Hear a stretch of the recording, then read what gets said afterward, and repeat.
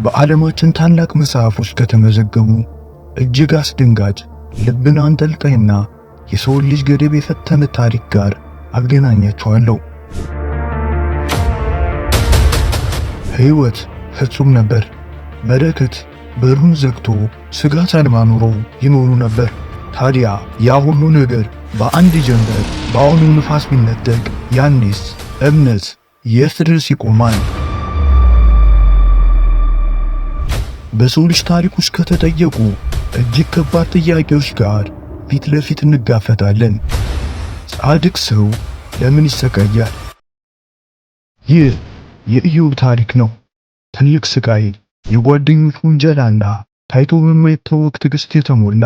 ይህ እውነት እንዳያመልጦ አሁኑ ሰብስክራይብ ያድርጉ፣ ላይክ፣ ሼር በማድረግ ለወዳጅ ዘመዶ ያድርሱ። ይህ ቅዱሳን ቲዩብ ነው።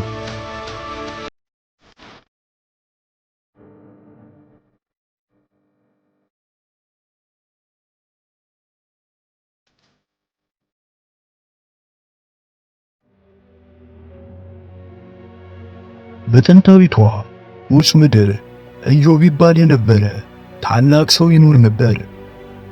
ከምድር ሁሉ የላቀ ፍጹም ጻድቅ፣ እግዚአብሔርን የሚፈራ ከክፉ የራቀ ነበር። ንብረቱ ከቁጥር በላይ ነው። 10 ልጆችም ነበሩት። ሰላም ደግሞ የቤቱ ጣሪያ ነበር።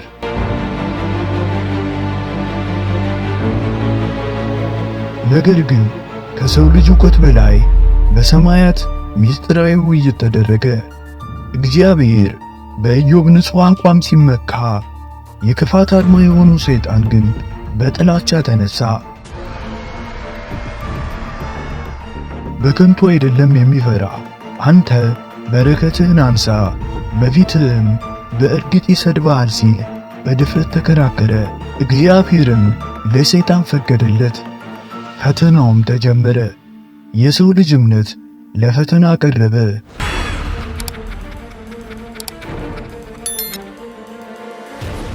ልብ በሉ፣ በአንድ ቀን ውስጥ ሁሉም ነገር ተናደ። እሳት ወረደ፣ ዘራፊዎች መጡ፣ ሀብት ጠፋ። ግን ከዚያም የከፋ ነገር መጣ። ከበረሃ የመጣ ታላቅ አውሎ ነፋስ የኢዮብን ልጆች ቤት አፈረሰ።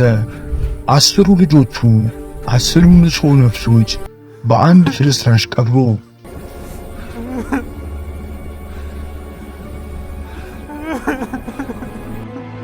ይህ ዜና እንደ መርዝ ጥይት የኢዮብን ነፍስ ወጋው። ኢዮብ መሬት ላይ ተደፍቶ ልብሱን ቀደደ። የሐዘን ጥግን አየ።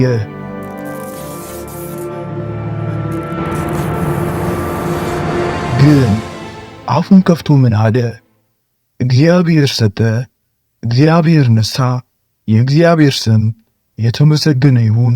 ታማኝነቱ ከኪሳራው በለጠ።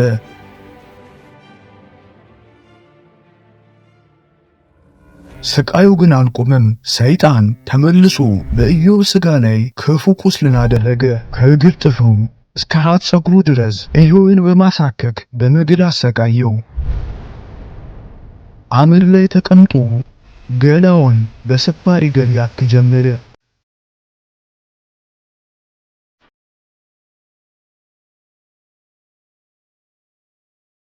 የሕመሙ ክብደት ከምንም ጋር አይወዳደርም።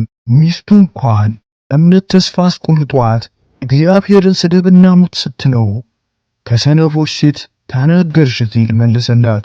ኢዮብ የሰው ልጅ ስቃይ መታሰቢያ ሆነ።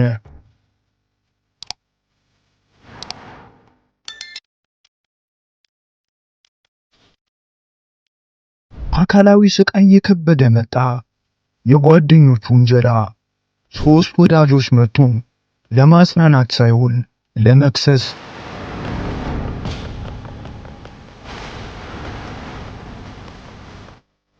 ይህ ሁሉ የመጣው በድብቅ ኃጢአት ነው። እግዚአብሔር ጻድቅ ነው፣ ንስሐ ግባ የሚል የሐሰት ፍልስፍና በቁጣ ቀረቡበት።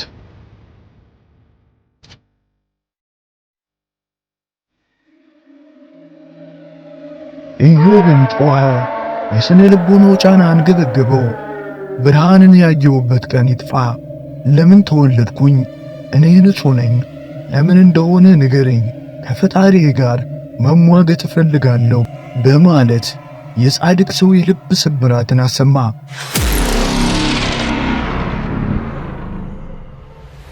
ኢዮብ በሰው የተከለከለ በአምላክ ዝምታ የተሸፈነ መሰለው። ብቸኝነትና መገለል የሐዘኑን ጭንቀት ጀመረው።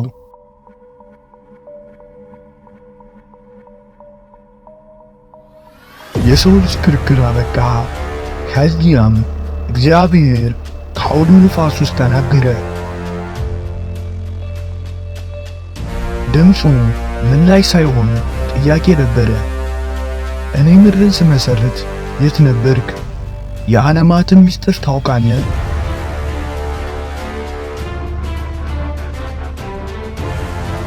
ታዲያ የኔን ፍርድ በምን ጥበብ ትሞግታለህ? ኢዮብም ተረዳ። የፈጣሪን ታላቅነት ሲያይ የሰውን ልጅ ዕውቀት ውስንነት ተሰማው።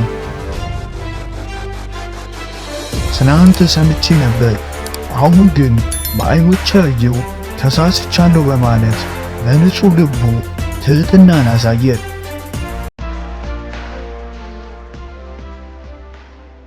እግዚአብሔር የኢዮብን ስቃይ በእጥፍ በረከት ለወጠው።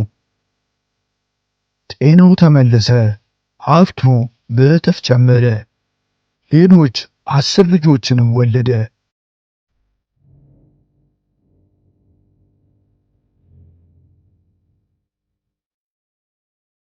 ኢዮብ ከመከራ መውጫ በጽናት መታመም እንደነበረ አረጋገጠ። ውድ ቅዱሳን ቲዩብ ተከታታዮች፣ የኢዮብ ታሪክ የቅጣት ሳይሆን የእምነት ፈተና ታሪክ ነው። መከራው ሁሉ በኃጢአት አይመጣም።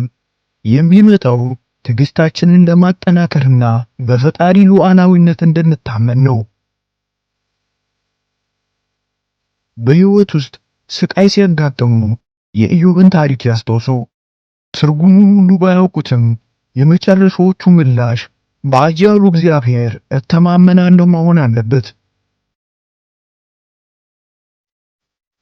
ይህ ትልቅ ትምህርት ለወንድሞቻችሁ ለእህቶቻችሁ ለመድረስ ሼር ያድርጉ። ለተጨማሪ መንፈሳዊ ጉዞና አበረታች ትምህርቶች ደግሞ ሰብስክራይብ በማድረግ የቅዱሳን ቲዩብ ቤተሰብ ይሁኑ። አስተያየቶ አይለየን። እስከሚቀጥለው ጊዜ የእግዚአብሔር ጸጋ ከሁላችን ጋር ይሁን። ይህ ቅዱሳን ቲዩብ ነው።